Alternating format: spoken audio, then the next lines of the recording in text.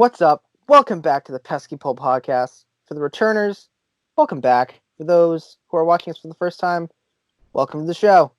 My name is Ari, and this is Robert.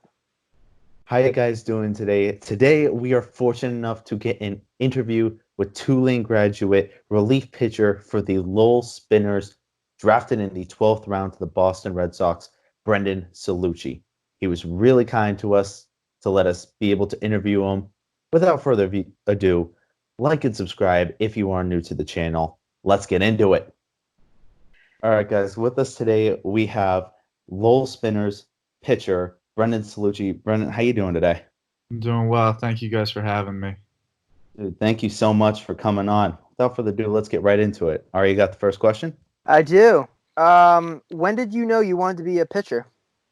So it was funny. I have a bunch of stories of when I was little, and my mom would tell me how I always kind of had like a strong arm and stuff. So I always kind of knew I wanted to be a pitcher, but when we finally were able to get to the age group of like being able to pitch, they just kind of threw me in there, and it was something that I kind of had a knack for, and just continued on to here we are now. Awesome. So behind you, I could see you have a little Tampa Bay Rays thing. But Yeah. What was your favorite team growing up? It was actually the Red Sox. Yeah, I got a Really? bunch of crazy stuff in my room, but most my wallpaper up there, I don't know if you can see that, like at the top, it was Red Sox, and it was funny because I'm from Philadelphia, and everybody here is crazy like Philly fans, and I love the Eagles, love the Sixers, but I always loved like the Red Sox for some reason when I was younger, and so it's cool it worked out this way. You can't do that. You can't love the Eagles, love the Red Sox. Like, we're diehard Patriots fans too. I Well, know, some of us man, I are. know. Some of us are. Trust me, it was tough when I had some of the buddies I went to college with were from New England, and we had to watch the Super Bowl together, and it was just Oh it man. was a very awkward room to say the least.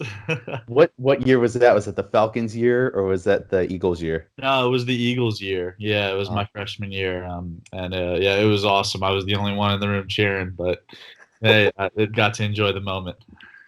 Hey, I was a freshman in the middle of New Jersey trying to celebrate that. That was not fun for me. All right, all right. All right. So, question number 3: how many schools were recruiting you in college, and how tough was your decision to go to Tulane? Well, so my recruiting process was pretty long. I had some schools looking at me early on in my sophomore year, and it was a great process to go through. I learned a lot of lessons throughout it. Just being patient, finding the right school for you.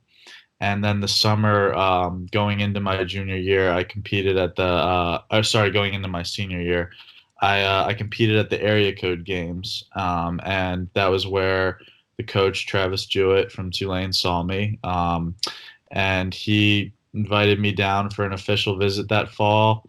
I got down there, loved everything about it. The guys were welcoming. It was just a great environment. I love the city of New Orleans, so made it easy to make the decision. That's cool. Yeah. All right. So once you got to Tulane, I saw that in your sophomore year, you really stepped up to kind of become the closer. You had the most saves among all your teammates. Was that tough going to be that like one of the best guys or one of the top guys off the bullpen, or did you feel you were ready for the challenge? No, I mean, I love it. My biggest thing is I'm just I love the competition more than I love like the game itself. It's just like being a closer. I think that's like the best spot for me because I just love kind of like shutting the door. And I know that there's like a lot of it was a big role to step into, but I knew that I was prepared for it because it's just what I love to do. All right. Yeah. So, as you obviously know, the season's postponed until further notice. Yeah. So, like, what are you doing? What are you doing? Anything different than your normal off-season routines to stay in shape? Well, unfortunately, all the gyms around here are closed, so we just kind of do what we can. Like today, I went and threw up at like a park down my street. got to make do with what you have, and then kind of have like a little bit of like weights in my room, and like went on a run and stuff. There's it's not like as much as I'd like to do usually on like an off season basis, but you got to make do with what you can, and yeah, no excuses. Yeah. So 2 months after your final collegiate game, you were playing baseball professionally for Lowell. Yeah. How was that transition from college to minor league baseball? Was it difficult? Was it easy for you? I'm not gonna lie to you, it was actually pretty difficult because I've always been a guy who's thrown hard, and I've been like relying on my fastball. And no matter how hard you throw, once you make it to the next level, they can catch up to it. So it was like another like lesson learned, which I'm happy I went through it, not just like went through with like success, because being able to develop off-speed pitches, throw those for strikes, and learning more about how to approach different hitters instead of just trying to pound fastballs by everybody was a great stride in my game. And I think that going into this year, adding that will be give me opportunities for a lot more success. Yeah. And I did see that you played a couple games in the Cape Cod League. Do you feel that helped you at all too? Absolutely.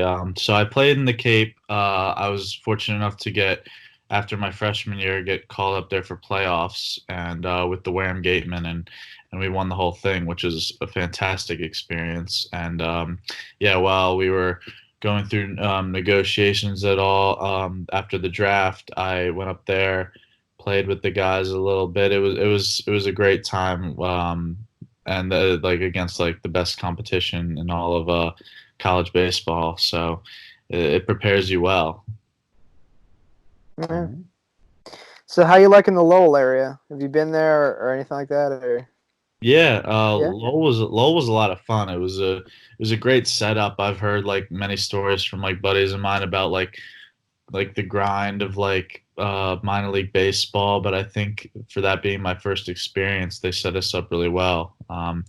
Like with a nice place to live, like easy places to have good food, and yeah, they took care of us well.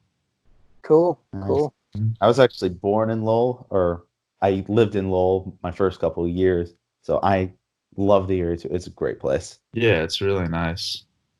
All right, so on your scouting report, it Mhm. says you've reportedly hit 97 on the gun. Is that as fast as you've hit, or have you gone faster than that? That's as fast as I've hit like on a gun.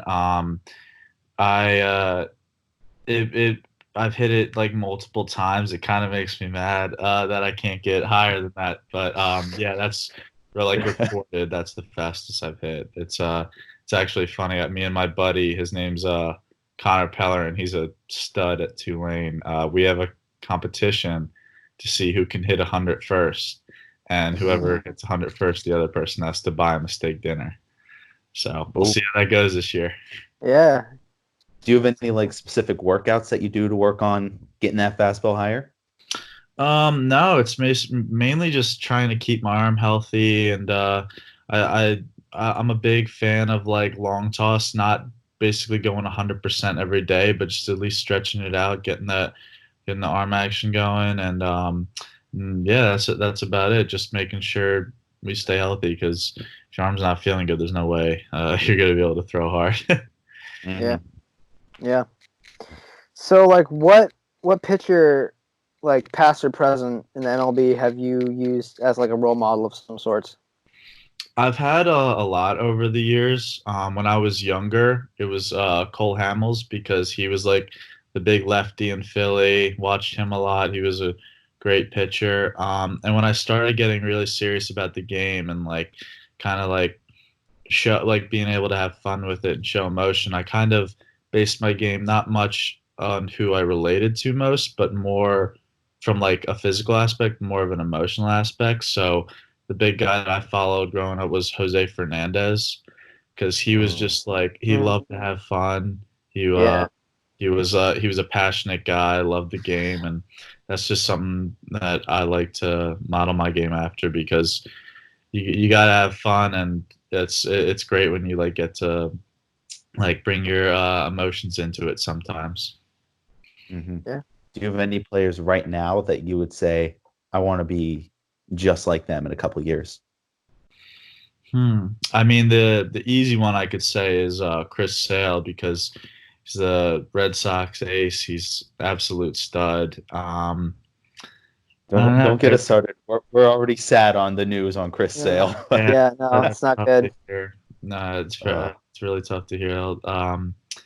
But yeah, besides him, I'm a big guy of kind of just looking at aspects of every pitcher and being able to appreciate all of them. I'm a big fan of Kershaw too. I love watching him grow up. The fact that he's faced guys and they've seen his curveball year in and year out, and he just can still get him with it is something really awesome to see. Yeah. Absolutely. All right. So I know we were talking about your fastball, but is that your favorite pitch to throw, or have you been developing a breaking ball that you really like to throw also? Yeah. So when after the Lowell season last year, I've always had kind of breaking balls that I would go to here and there, but I kind of developed. I would throw a curveball and a cutter, but I kind of came in between the two and found an instructs when just like kind of working on it like a hard biting slider, and that's the pitch that I really developed on this past off season, because like my biggest thing is that I love how it looks like a fastball coming out and then kind of just drops off, and basically what I like to do is just go back and forth with the fastball slider and like use that combo as much as I can. That's cool. That's really cool. Especially with that late breaking slider, like get a lot of people with that. Yeah. All right. No, I mean that's all I got. Yeah. All right, I got two more for you. Yeah, of course. Do you have any expectations for yourself or for your team in general for this next season, whenever it's going to start up? I mean, the expectations should always be high. I know most of the guys I'll be playing with this year are the same that I was playing with in Lowell last year. It's a great group of guys. We're very talented, and I'm really excited to see what we do. I think we could develop something that'd be very special. We made it to the championship last year. Unfortunately, ended up losing, but I think we could, if we come together, stay strong throughout the season. It's a great group of guys, and we could do something really special. Yeah. All right. One last question for you. Of course. So, I got one after you, Bobby. I just thought of one. oh, you go. You go first. You go first. All right. Well, yeah. Like, I mean, I'm obviously not in like the MLB or anything, but like, what's the like overall vibe? And I know like it can change, but like, what's the vibe of like a clubhouse? It's usually just kind of how you would imagine it. We're just a group of guys. We like to enjoy each other's company. We all know what each other is going through, and through the ups and downs, we like to support each other. And no matter like even though there's like the thing that hangs over our heads that not every one of us can make it, it's usually great for us to be able to support each other through all the highs and lows. Yeah, that's cool. Do you have that guy in the clubhouse that's just like that glue guy that everybody goes to? Yeah. Sorry? Do you have that one guy in the clubhouse that's more of like a glue guy, like someone that keeps the team in check, is a real motivator? Yeah. I mean, I don't think. No, not really. There wasn't. I don't think as the team we really spent enough time together to really like develop that. There was one thing that was pretty cool though. When we towards the end of the season, we signed a guy that came from the Phillies. His name's Tom Windle. He's a left-handed pitcher as well, and he came into our bullpen. And the bullpen guys, we like hanging out every day. We're a good group. And he kind of gave us a lot of experience, a lot of stories about like how to go about our business as we climbed the ladder. And it wasn't as much as keeping us in check, but just kind of like being able to be a teacher to us. And that was something I know I and probably a lot of the other guys really appreciated, especially in our first year of pro ball. Wow. All right. Final question for you. Mm-hmm. Ari and I just started this podcast, so we don't have that many people that watch our videos yet. Yeah. But on the off chance there's somebody watching this that's, let's say, middle school, high school, Mhm. that's really wants to make it to that next level of playing, or that college kid that goes to that very unknown school that wants to try and make it pro. Yeah. Do you have any advice for them going forward in their baseball career? I mean, I think the biggest thing that I've always like reminded myself is it only turns to work when you stop having fun. So being able to enjoy what you're doing, fall in love with the training, the ups, the downs, the adversity you face, just everything you go through. It's never work if you love it. You always enjoy it. Yeah, that's fair. Yeah. Couldn't have said it better myself. All right, Yeah. Ari, you got any more questions that popped into your head? Nah, I'm good. I don't I'm have any good. either. So, Brendan, thank you so much for joining Yes, us. thank Means you, a man. lot to us. Really appreciate Oh, it. it was a lot of fun, guys. I appreciate it. Cool. All right. And whenever I'm in Lowell, I'm definitely going to go to a Spinners game. Check you guys out. Yeah, I Sounds gotta come down and see fantastic. too. All right. That being said, thank you guys so much for watching. We'll see you guys next time. All right. See ya.